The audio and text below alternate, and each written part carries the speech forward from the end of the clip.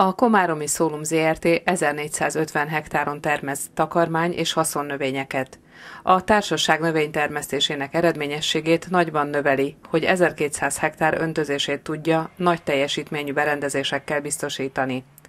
Az idei évben a burgonyavetés területe 280, a kukoricáé 270, a búzáé 200, a cukorrépáé 40, a napraforgóé 50 hektár. Újdonság a társaság életében, hogy ebben az esztendőben csemege kukoricát és zöldborsót is termesztenek hűtőházi igények kiszolgálására. A lucerna ebben az esztendőben 185 hektáron terem a Szólum földjein. Az időjárás függvényében évente 4-6-szor kaszálják a termőterületeket. A lekaszált és aprított növényt falközi silózokba tárolják, mert az erjesztéses eljárással a növény hosszú távon is megőrzi értékes fehérje tartalmát.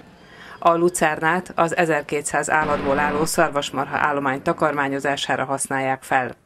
A korszerű körülmények között tartott állomány 650 tejelő szarvasmarhából és ezek szaporulataiból áll.